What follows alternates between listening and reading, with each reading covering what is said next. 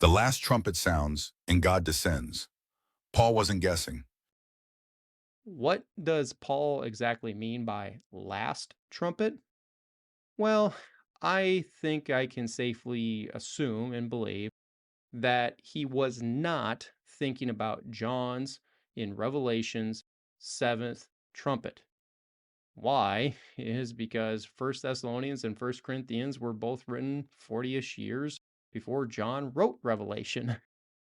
Paul, though, does have the day of the Lord trumpet in his head using the eschatos in front of trump.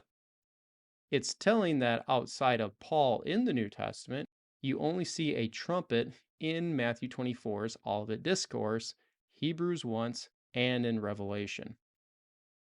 The clause, the trumpet shall sound, is a Greek phrase where it only else appears in the New Testament in Matthew 6 with Jesus telling his disciples not to sound the trumpet like the Pharisees.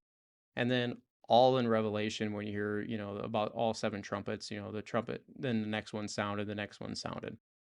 This eschatological last trumpet for Paul is rooted in the Old Testament, coming from different places like Joel 2:1, with the trumpet being blown announcing the day of the Lord has come.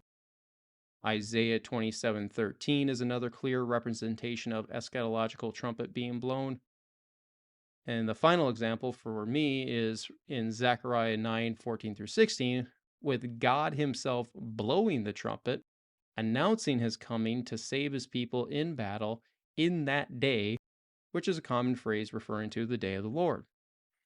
It's highly likely that Zechariah 9:14 is why Paul in 1 Thessalonians 4:16 calls it the trump of God. Notice that Zechariah 9:14 says the Lord shall be seen over, i.e., above, them. The only way that that occurs is if the Lord descends from heaven, just like Paul said in 1 Thessalonians 4:16. Seeing the clear connections between the two allows you to also see that Paul was tracking on Zechariah 9:16's day of the Lord language. Collectively, this is why Paul said the eschatos trumpet will be sounded in 1 Corinthians 15:52.